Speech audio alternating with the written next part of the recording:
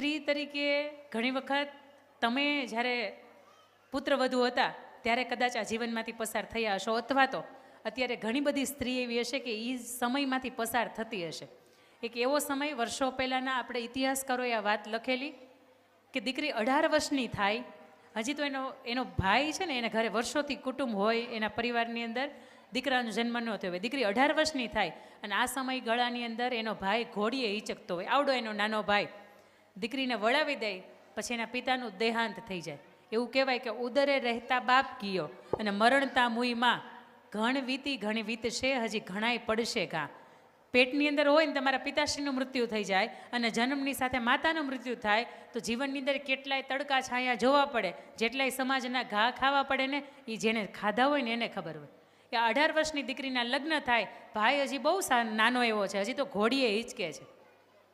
મા અને ભાઈ ઘરની અંદર બે રહે, પરિવારથી આખોય પરિવાર જુદો હોય. લગ્ન થાય ને દીકરી સાસરે જાય એટલે આખાય ઘરનું કામ તો કંઈ દીકરાને વહુને કરવાનું છે, કામવાળી સ્વરૂપે. રોજ સવારમાં વહેલું 3 વાગે ઉઠવાનું, અનાજ દળવાનું, પાણી નદીએથી લાવવાનું. આ એક સમયગાળો તો જેમાંથી તમે પસાર થયા હશો. મેં મારા જીવનની અંદર નદીએથી પાણી ભર્યું છે, નદીએ કપડાં ધોવા માટે આપણે ગયા છીએ. આવા સમયગાળાની વચ્ચે દીકરીની 18 વર્ષની ઉંમર, તેમ છતાંય તે અંદરથી એક પ્રકારનો ઊંકારો કર્યા વિના પોતે જે પણ એના સાસુબા ચીંધે, જે પણ એના નણંદ ચીંધે, જે પણ એના જેઠાણીબા ચીંધે, બધું જ કામ કરે. સમય એવો આવે છે કે વર્ષો વીતી જાય અને સ્ત્રીના કુખે કોઈ પણ સંતાનનો જન્મ ન થાય.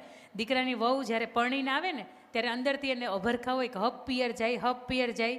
અને એમાંય જ્યારે શ્રીમતનો પ્રસંગ આવે ને ત્યારે દીકરાની વહુને એમ થાય કે હાશ, હવે 6-8 મહિના સુધી થોડીક શાંતિ, બાપને ઘરે શાંતિથી રહેવાશે. પણ એ દીકરીને ખોળાનો ભરવાનો એ પ્રસંગ ક્યારે આવ્યો નહીં. અને કેટલાય વર્ષો વહી ગયા, સાસુબા એક દિવસ પણ એને એમ ન કહે કે જાઓ તમે તમારા પિયર આટો મારી આવો. અને સાસુબા તો સામેથી એમ કે પિયરની દિશા છે ને તમારી આ બાજુ છે, એટલે આ બાજુ માથું રાખીને હુતા નહીં તો તમને સપના તમારા પિયરના આવશે. ઓલી બાજુ માથું રાખીને હુજો, અથવા તો આમ ઓલી બાજુ માથું રાખીને હુજો, પણ આ બાજુ માથું ન રખાય. આવા કંટા સાસુબા સવારમાં 3 વાગે કે જેણે કોઈ દિવસ ઉઠ્યા નથી, માંડ રાત પડી હોય, આવો સમયગાળો, ઘંટલા ઘડવા તો કે આમાં ઊંઘ આવતી હોય ને છતાં એને હાહુ કે એટલે દળવા પડે. હાહુ કે એટલે ઢોર ઢાંકરને કોઈ દી નીણ નાખવા પાણી પાવાય ગયા ન હોય, પણ એ સમયમાં વાહિદા કરવા પડે, ભેંસું કે ગાયું દોવી પડે. આવા સમયગાળાની વચ્ચે વર્ષો વીતી જાય અને એક એવો સમય આવે કે ઓલો ઘોડીએ હિંચકતો ભાઈ હતો ને એ હવે 18-19 વર્ષનો થઈ જાય અને એના લગ્ન નજીક આવે. એટલે એના દીકરાની મા એને એવું કે બેનનો તે ચહેરો જોયો નથી, પણ એમ કર કે તું તારા લગ્નની કંકોત્રી લઈને જાશ અને બેનનું તેડું કરવા માટે જાશ ને એટલે એના સાસરિયાવાળા એને આવવા દેશે. તું એક વખત જાતો ખરા. એ ભાઈ એની કંકોત્રી છપાવે, પછી બેનને તેડું કરવા માટે એના ગામની અંદર જાય. આજ સુધી એણે બેનને જોઈ નથી. એ સમયગાળાની અંદર ફોટોગ્રાફીનો એવો કોઈ સમય નહોતો કે બેનને જોઈ શકે. માં હું એને ઓળખીશ કેવી રીતે?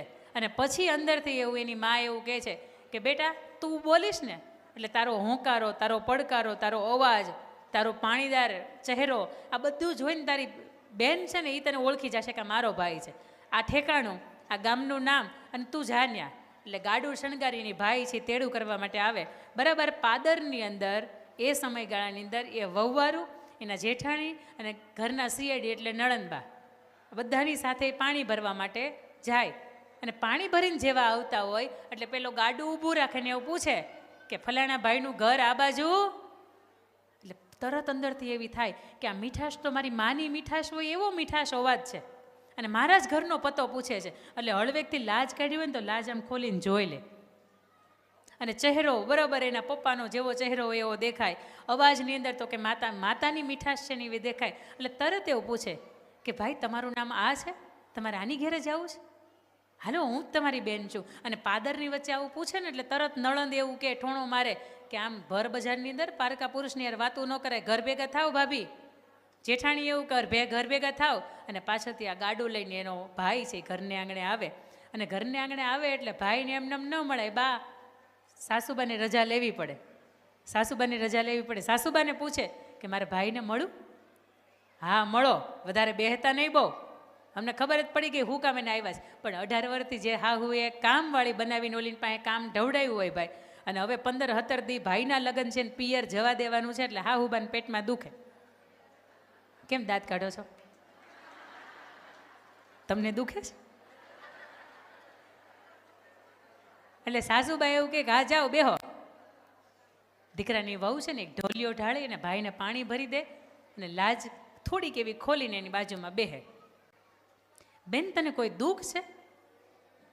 તારું શરીર દુબળું પાતળું થઈ ગયું. માં એવું કહેતી હતી લગ્ન થયા ને ત્યારે તારું અઠ્ઠા કઠ્ઠા જેવું શરીર હતું, તારે કુખેથી સંતાન નથી, તને એનું દુઃખ છે?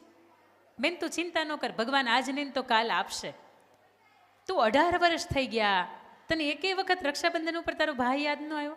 કેટલી પોચી પૂનમ વહી ગઈ, તને એકેય વખત એમ ન થયું કે આપણે જાય એક વખત મારા ભાઈને મળીએ? અને પછી તો એ સ્ત્રી હજી તો કાંઈ બોલે એ પહેલાં મેં તમને કહ્યું એમ કે ઘરના સીઆઈડી એટલે નળનબા એ ઊભે ઊભા આમ જોતા હતા, હું વાતો કરે છે. કહીને કહેવા દે, બાન કહેવા દે, ભાભી તો આવી વાતો કરે છે. અને હજી તો એ સ્ત્રી કંઈ બોલી નથી, બિચારી કાંઈ નથી બોલી. એને તમે હું બે સાક્ષી છીએ, અત્યારે હું કાંઈ કહું છું એ બોલી એમ? એ કાંઈ નથી બોલી. હજી તો એવું કે ભાઈ સુખ દુઃખ તો આવ્યા કરે, પણ સાસરીએ મારા કામમાંથી હવે હું ફ્રી નથી થતી કે હું 5-15 દી આવી શકું. અને ક્યાં મારો વાગડ પ્રદેશ અને ક્યાં મારું સૌરાષ્ટ્ર, મારું પિયરનું ને સાસરિયાનો છેડો અલગ થઈ જાય એટલે હું આવી ન થકતી. પણ એ નળંદબા હજી તો અડધી વાત સાંભળે, દીકરાની વહુ તો હજી સારી જ વાત કરે છે, ત્યાં જઈને એના સાસુબાન પાસે જાય. પાછળ બારણે ઉભેલી નણદન સાંભળે રે લોલ, નાની વહુ કરે છે આપણા ઘરની વાત, જો આ વહુએ વગોયવા ઘરના ખોરડા રે લોલ. વાત આટલી હતી, એને વાતનું પરિવર્તન કર્યું. નણંદબાએ સાસુબાને કીધું, સાસુએ જઈ સસરાને સંભળાવ્યું રે લોલ, નાની વહુ કરે છે ઘરની વાત, જો આ વહુએ વગોયવા ઘરના ખોરડા રે લોલ. ન્યા વાત પહોંચી એટલે એને જેઠને બોલાવ્યા. જેઠને વાત કરી, જેઠે એના પરણ્યાને વાત કરી, એનો જે પતિ હતો ને એને વાત. જેઠે જઈને પરણ્યાને સંભળાવી રહ્યું રે લોલ, તારી વહુ કરે છે આપણા ઘરની વાત, જો આ વહુએ વગોયવા ઘરના ખોરડા રે લોલ. અને એ પતિ એવું વિચારે કે હવે શું કરાય, હવે મારી માનો પક્ષ લેવો, મારા પિતાશ્રીનો પક્ષ લેવો, મારા ભાઈનો પક્ષ લેવો કે મારી વહુનો પક્ષ લેવો? અને એ સમયગાળાની અંદર સાસુબાનો માવતરનો પક્ષ લેવામાં આવતો. સાચા હતા તોય ભલે, ખોટા હતા તોય ભલે, એનો પક્ષ લેતા. વહુવારું તરીકે આપણે પરણીને ગયા હોય ને આપણે સાચા હોય તોય ભલે ને ખોટા હોય તોય ભલે, આપણો પક્ષ લેવામાં જે તે સમયે આવતો નહીં. આ સમયગાળાની અંદર પરણ્યાએ જે તેજી ઘોડો છોડ્યો રે લોલ, જય ઉપાડ્યો ગાંધીડાને હાટ જો, અને મારી વહુએ વગોયવા ઘરના ખોરડા રે લોલ. ગાંધીડાને હાટ ગયો, દુકાને ગયો, ત્યાંથી અફીણ લીધું વધારે પ્રમાણની અંદર, અને ઘરે અફીણ ઘોળે છે. એટલે પાછળથી આ દીકરાની વહુને એમ થાય કે હા ખોખારો ખાધો એટલે મારા પતિ ઘરે આવી ગયા છે, ભાઈ તું બેસ હું આવું હો, હમણાં થોડીક જ વારની અંદર આવું છું. એના પતિને કહે છે કે તમે શું કરો છો? અફીણ ઘોળું છું, ઝેર ઘોળું છું. કેમ મારા જીવતાજી તમારે આવા સમય કેમ આવ્યા? અને ત્યારે એવું કહે છે કે હવે હું કોનો પક્ષ લઉં મને નથી ખબર, પણ તારી ઉપર લાંછન લાગ્યું છે કે તે આ ઘરને વગોવાનું કામ કર્યું છે, એટલે મારાથી હવે ઝેર પી જવાય, મારાથી હવે સમાજને આબરૂને ધજાગરા થાય ને, આવાથી મારે હવે એનો ફેસ ન કરી શકાય, હું હવે બધાને જવાબ ના આપી શકું. અને ત્યારે એ સ્ત્રી એવું કે મેં આ ઘરની અંદર પગ મૂક્યો ને તે દિવસે આ ઘરને હું દીકરા દેવા માટે આવી છું. ભલે આ દીકરા મેં ઘરને દીધા નહીં, પણ આ ઘરના દીકરાને લઈ લેવા માટે હું ક્યારેય આ ઘરની અંદર આવી નથી. તમારો ઝેરનો કટોરો છે ને મને આપી દો. અને ઇતિહાસ એની અંદર એક કડીની અંદર આગળ લખે કે ઘટક દઈ ગોરાંદે પ્યાલો પી ગયા રે લોલ, પછી તાણી અને ઘરચોળાની સોડે જો, તમે જુગ જુગ જીવો ને મારા સાઈબા રે લોલ. કે તમે જીવો, તમને મરવાનો બિલકુલ અધિકાર નથી. લાંછન મારી ઉપર લાગ્યું છે, હું સાચી છું તોય ભલે અને હું ખોટી છું તોય ભલે. આ સમાજ કાલે સવારમાં જો હું સાચી હશું ને તો ઉદાહરણ આપશે કે આવી વહુ હોય ને તો આની ઉપર આવા માછલા ન ધોવાય,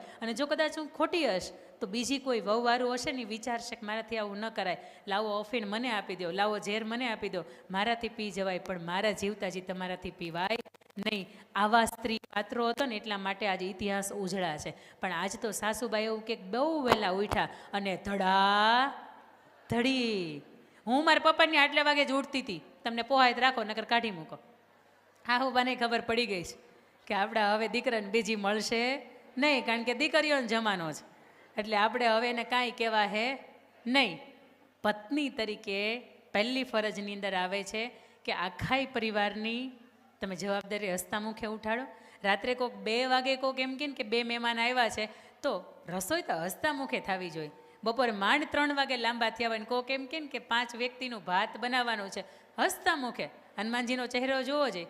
આખી રામાયણના બધા જ પાત્રો રોવે છે, પણ હનુમાનજી ક્યારેય રોતા એક પણ પરિસ્થિતિમાં નહીં. લાવો હું કરું હું, અને હસતા મુખે જ બધા જ કામ કરવાના.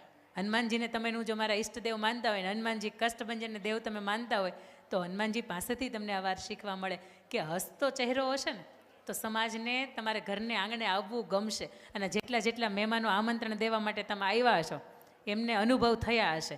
ઘણા તો ઘર એવા હશે કે ચા ઉગી હશે, ઘણાને ઘરની ચા નહીં ઉગી હોય, ઘણાને ઘરે આવો આવકારો મળ્યો હશે, ઘણાને ઘરે કદાચ નહીં પણ મળ્યો હોય, પણ જેનો આવકારો મીઠો છે ને એનું આંગણું મીઠું છે. અને આંગણું મીઠું હોય ને એની સમાજની અંદર એની પ્રતિષ્ઠા છે ને એ બહુ મીઠી હોય. એટલે પત્ની તરીકે ક્યારેક પતિના સ્વરૂપની અંદર કટોકટી આવે, એના જીવનની અંદર કોઈ એવો સમયગાળો આવે કે જ્યારે મારે સાથ આપવાનો છે ને તે એને હકથી કયો હગો ભાઈ બનીને ન ઊભો રહે તોય હાલે, તમને દાદાએ કાંઈ ન આપ્યું હોય તોય હાલે, તમારા ભાઈ ભાગમાં ઓછું આવ્યું હોય તોય હાલે, ચિંતા નહીં કરતા. ત્યારે તમારા ખભોથી ખભો મિલાવીને હું ઊભી છું, તમને ચિંતા હે નહીં. અને તે દીએ પુરુષને એમ થાય કે હવે સ્ત્રી ઉપર જોક્સ ન કરાય.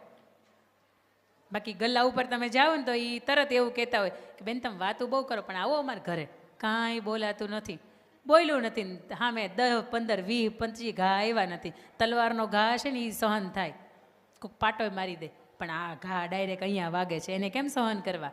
ત્યારે આપ સૌને મારી વિનંતી કે પત્ની તરીકે, ઘરના પુત્રવધુ તરીકે તમારાથી થાય એટલે હસ્તમુખે